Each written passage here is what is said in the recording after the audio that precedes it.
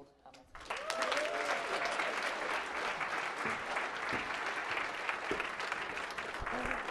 Thank you. Thank you.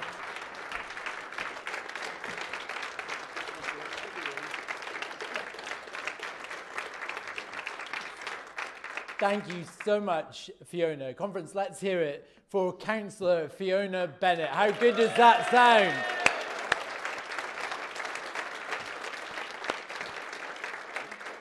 If you look at Fiona's career, you will see a life dedicated to public service, to helping people, whether that's through her time as an NHS nurse or through casework in the office of Wendy Chamberlain MP. Improving the lives of her community and the people around her is what Fiona is all about. And she will now do that to great effect from the city chambers of our nation's capital. Fiona ran a campaign forged in the finest traditions of our party, and by so doing, she and her team delivered the biggest local authority by-election victory in our party's history.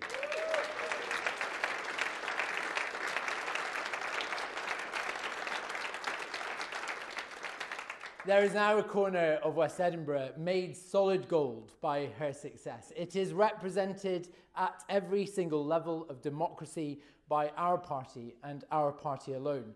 I'm thinking of establishing some kind of theme park. But my goodness, won't those people feel well served? Fiona and her team are just the tip of the spear in the strategy that I launched in Hamilton. Because, conference, as I told you then, 150 Rising is more than just a slogan. It is a recognition of the fact that success in local government should be an end for our party in and of itself. That by electing Scottish Liberal Democrat councillors, we can improve communities and change lives. That is in our DNA. And the engine rooms that we are now establishing around the country will help lift the vote at every parliamentary by-election as well. Conference, Christopher Murrayfield is just the latest seat that we have taken from the SNP since I became leader, and it will not be the last. Constituencies that used to have an MP that fought for them, like East Dunbartonshire, will know that service once again under the care of people like Susan Murray.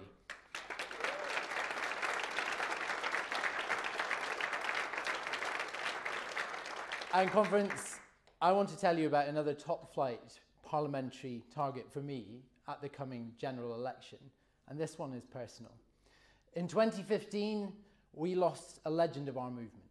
Charles Kennedy was our friend, and he was a mentor to many of the people here in this room.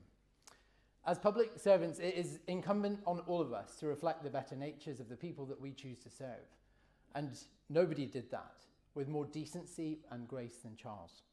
So let me tell you, conference, it is my intention to bring Charles Kennedy's old constituency of Ross, Skye and Lochaber back into the Liberal Democrat fold at the next general election. And mark my words, in Charles's memory, we will see Angus MacDonald elected to Westminster.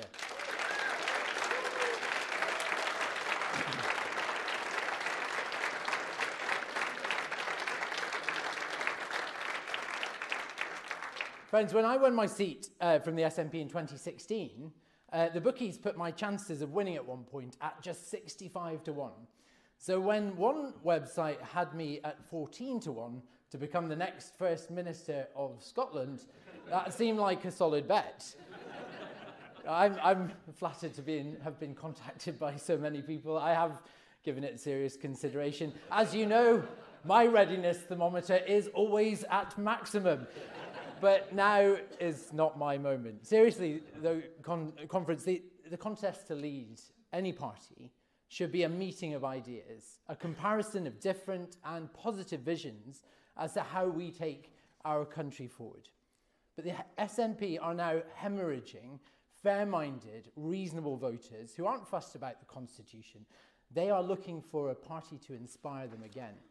I can only imagine what they must make of this grim spectacle. These candidates vying to be the last nationalist First Minister of Scotland, because the nationalist star is on the wane, and they know it. The independence project has stalled, and I am glad of it. And make no mistake, when they do lose power, the Scottish Liberal Democrats will be part of what's next.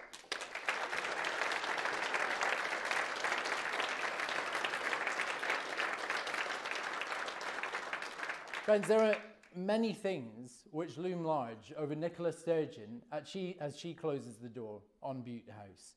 Crushing waiting times in our NHS, ferries and recycling schemes in chaos, and a Scotland more divided than ever. And that's before we even get on to the divisions in the SNP. Because what this leadership race shows is that even the people at the very top of the nationalist movement really only agree on one thing, and that is the breakup of our United Kingdom. As Christine said yesterday, pull on that thread and the whole tapestry begins to unravel, because there are no other principles or priorities for them. It's just hollow nationalism. Now, I don't pretend that we as Liberal Democrats agree on everything all of the time. We're a feisty bunch, and those constitutional amendments, as we saw this morning, do not write themselves. Instead, I only ask that when we do disagree, we listen to each other and we disagree well. That's grown-up politics. Conference, there is a disconnect between the focus of the governing parties and the needs and interests of our country. Put simply, SNP and Green priorities are not your priorities or our constituents' priorities. They are taking people for granted, and it shows. Nicola Sturgeon once said she wanted to be judged on her record on education. Do you remember that? Well, at the current rate of progress, it will take 133 years to close the literacy gap in our primary schools. Well, at least that sounds like some kind of progress, because on numeracy, the attainment gap between richest and poorest in our schools hasn't closed at all. Conference, a whole generation and young people have been failed by this government. Our teachers and our children deserve so much better. Liberal Democrats would always pay our teachers what they deserve and reverse the explosion of temporary 0 hours contracts. We make classrooms inviting places to teach again by eradicating violence in our schools. We would build on the success in our early years offer by introducing a nursery premium for children in deprived areas. We'd scrap national testing and the pressure it puts on our kids and the staff. And for older children, I want to introduce a national legal entitlement to youth work for every child in Scotland. As Liberals, we know that growth, development, innovation all flow from education, from our schools, from our colleges, and from our world-class universities. I want to make things again. I want to imagine things again, to seize on the abilities of our peoples and to bring forth a new enlightenment in Scotland. We were once the best in the world at this, and we will be again.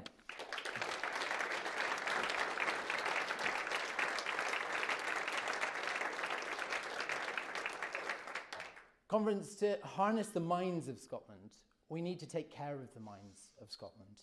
Mental health services were swamped way before the pandemic. And to that, add that the long shadow of lockdown, the pressures of the cost of living crisis and the spiralling waiting list. But the SNP have just met that reality by cutting £50 million from the mental health budget.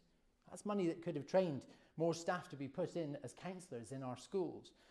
Hamza Yousaf's NHS recovery plan promised the eradication of mental health waiting lists by March 2023. Conference, look at the calendar. It's March now. We're here and the government are nowhere. Even the lucky ones who are seen on time are still waiting 18 weeks for care. That is far too long for anyone to wait if they are experiencing suicidal thoughts, depression, or anxiety. People deserve better than that. People are demanding better than that. Conference, those 18-week waiting time targets, when they are finally met, there should be no stopping us. It should trigger a new Liberal Democrat plan to cut those routine waiting lists in half.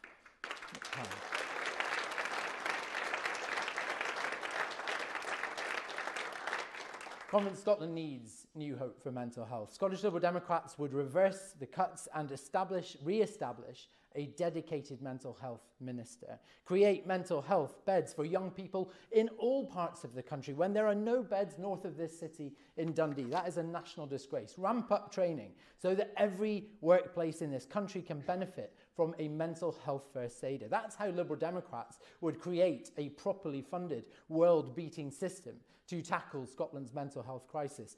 It is a blueprint which shows why it is essential that Liberal Democrats are part of what's next. You see, Conference, at the very heart of our liberal vision for Scotland.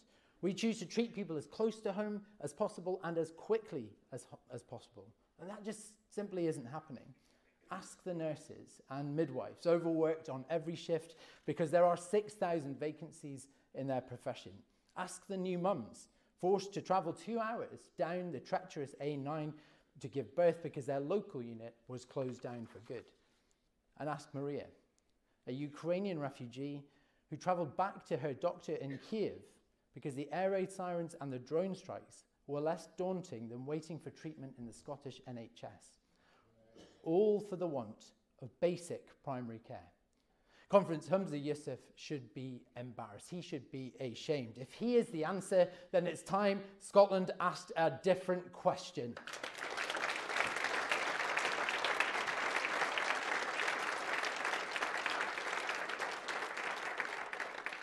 Conference, we're already clearing this mess at a grassroots level. Beatrice Wishart campaigning for a replacement hospital in Lerwick. Jamie Stone and councillor Ron Gunn fighting for a consultancy-led maternity unit for those mums in the far north. And Cass MacDonald taking a petition to Downing Street for long COVID to be recognised as a workplace injury for key workers. We are offering change from the ground up. The new ideas and innovative thinking needed to reimagine our health service will also come from those who are embedded within it. It's why we need that Health and Social Care Staff Assembly to put their expertise at the heart of the response to this crisis. It's why the ministerial takeover of social care needs scrapped, not salvaged. If there is £1 billion available for some kind of vast and unnecessary bureaucracy, put that to work in the front line. Give it to services and staff instead. Remember, Conference, ours was the first party to oppose the National Care Service from the very start.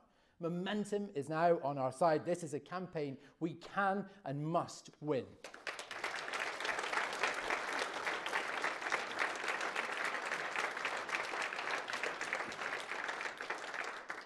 Conference, we will always resist any power grab by ministers in Edinburgh that seeks to asset strip our communities. That's why 10 years ago, we stood alone against the centralisation of police, and we were proven right.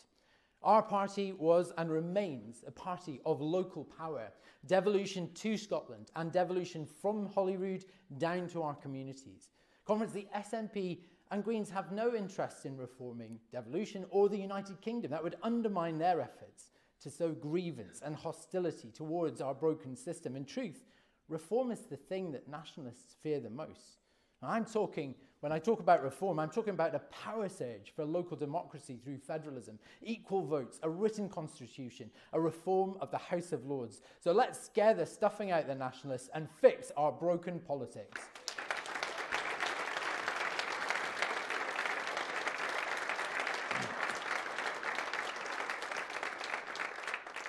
Conference, good governance is the precursor to everything good that we want to do. Making education the best again, rebuilding our NHS, and getting the cost of living crisis under control. Now, as we heard from Ed yesterday, that starts by restoring integrity by ejecting the Conservatives from government. And our record-breaking by-election wins are proof positive that we are part of what's next at Westminster too. In this family of nations, we have a common story, shared achievements, and the same challenges. A great reform for our islands is within sight. It is the promise of a great British future that we strive for, and it is a federal future.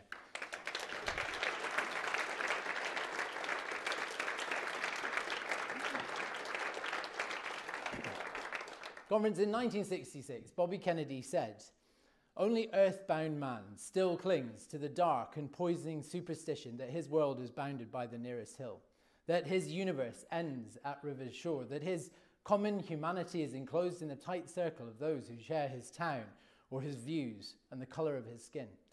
He was talking about the politics of identity and division, ideologies which deflect and blame and offer simplistic and populist solutions to complex problems. Conference, we live in a terrifying world. Our planet is on fire in the climate emergency. A virus which infects one nation will readily infect another with no regard for the borders that divide them. And following Russia's invasion of Ukraine, we will come back to look on this time with an understanding that we were already living in the early days of a new Cold War.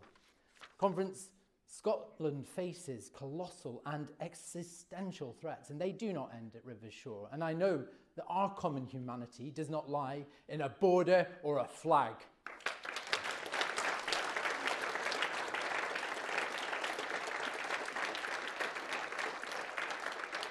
The answer to all of this is international cooperation through shared economic and scientific endeavour. But the SNP have squandered our reputation for business acumen and world-leading industry. The 2 ferries rusting in Port Glasgow right now mean that the other ferries that we need are now being built in Turkey.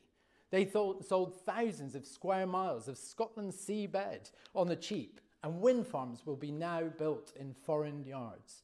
And a deposit return scheme, a pig's ear of a good idea that will put Scottish firms out of business and take Scottish produce off Scottish shelves. Billions of pounds, taxpayers' money poured down the sink. Is it any wonder then that business has no trust in the nationalists who say a new currency and central bank could be established in just 2 months? Is it any wonder then that the same business has no confidence in the Conservatives who cut us off from Europe and crushed the economy? Conference, the way is open for us. That's why I'm started listening to the voices of innovators and market leaders. I'm listening to the Liberal Democrat Business and Entrepreneur Network, and it's why we have rising stars like Angus MacDonald, a former Entrepreneur of the Year, now standing as candidates for our party. They will help shape our new offer to Scottish business, because Scottish Liberal Democrats will be the party of responsible business in Scotland.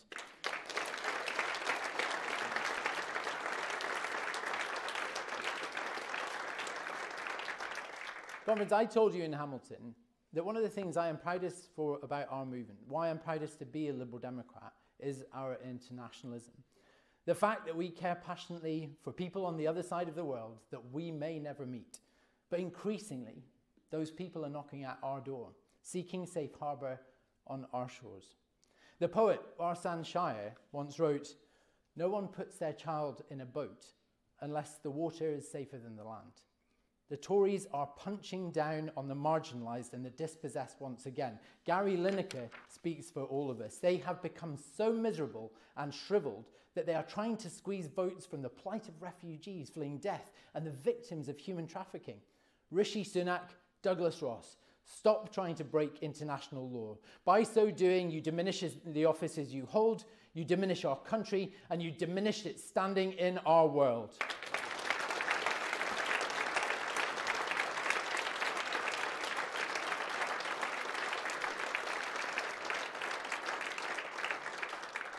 Conference, 6 months ago, my family opened our home to a Ukrainian design graduate forced from Kiev when the missiles started to fall. Her life as a refugee actually began 9 years ago when the Russians invaded her city of Donetsk and destroyed her home. The experience of hosting her has been amazing, and it has enriched our lives in many ways. She often joins us at many family events. And in the evenings, she sometimes reads to us messages from Sasha, her cousin who is right now on the Eastern Front, deployed in a forward position around the defence of Bakhmut, probably the worst place in the world right now. On weekends, she joins other Ukrainians in church halls to manufacture camouflage netting of green and brown clothing to send to relatives, again, fighting in defence of Ukraine. Such examples remind us of how close the privations of war actually are. And Conference, we must remember, in the great words we heard from Kira earlier, that the people of Ukraine are not only fighting for their own territorial integrity, they are the front line for the free democracies of our world. We owe them a huge debt of thanks, and we must insist that the UK government supply them with everything they need to win.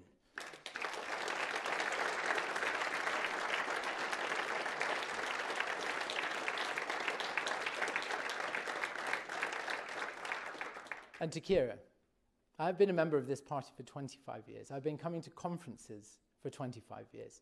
I have never seen anything like what you did this morning. You carried this room. We carried your story in our hearts. And I remember in particular in one of the Q&A sessions, you talked about, you used a sentence which I'd never heard before, which was a dangerous hope. A dangerous hope. And it occurred to me that, if liberals around the world are about anything, we're about hope. My goodness, you are keeping the flame of liberalism alive right now in the most dangerous place in the world. And we thank you for it.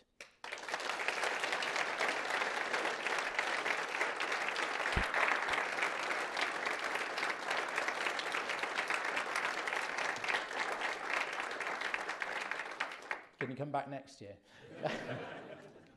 Friends, Boris Johnson said that Ukraine should be at the front of the queue to join the European Union. He's not wrong, but just think about that for a minute. After all of his Brexit lies, that really grated on me, and I know I'm not alone in that, but it was a recognition of the value and protection that working with our European neighbours offers in terms of security and prosperity. We should be more united than ever with our nearest neighbours in the face of Russian aggression, in the climate emergency and the mass displacement of people. Our economic growth right now is below that of Russia. Investment is down, empty shelves, skills shortages. We are diminished on the world stage. Conference Brexit has been a disaster.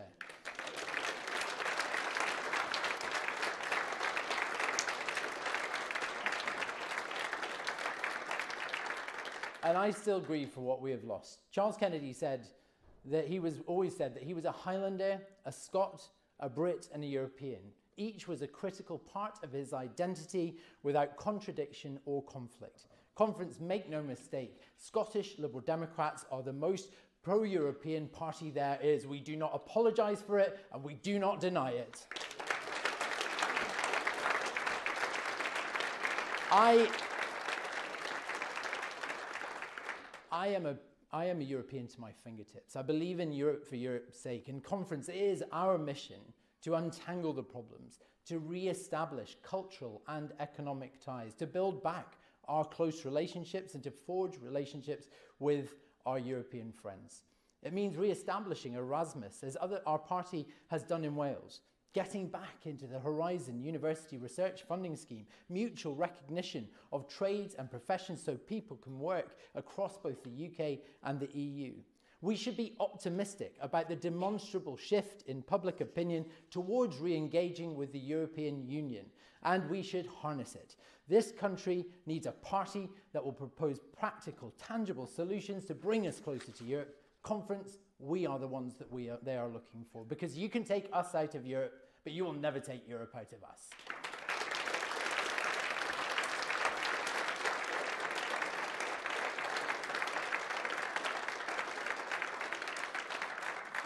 And Conference, this isn't abstract. We can do all of this because we are part of what's next. Conference, the sands of Scottish politics are shifting in big and unpredictable ways. It's a chance to transcend the worn-out divisions of the past and to build something new. It's why we do what we do, door by door, in the cold and in the dark. We do it for the child waiting years for mental health treatment. We do it for the family shivering while fossil fuel companies make billions of pounds in profit. We do it for the people in our street and those on the other side of the world that we will never meet. Fiona Bennett's historic by-election shows us the way. It is proof of concept that 150 Rising is a strategy that will grow our party, that with 1,000 seemingly tiny acts of public service, we can move a mountain of public opinion. Conference, the SNP have lost sight of that. So when the fall comes for them, and come it will, they will be powerless to stop it. Change is coming for Scotland. New hope is on the way, and we will be part of what's next. Thank you.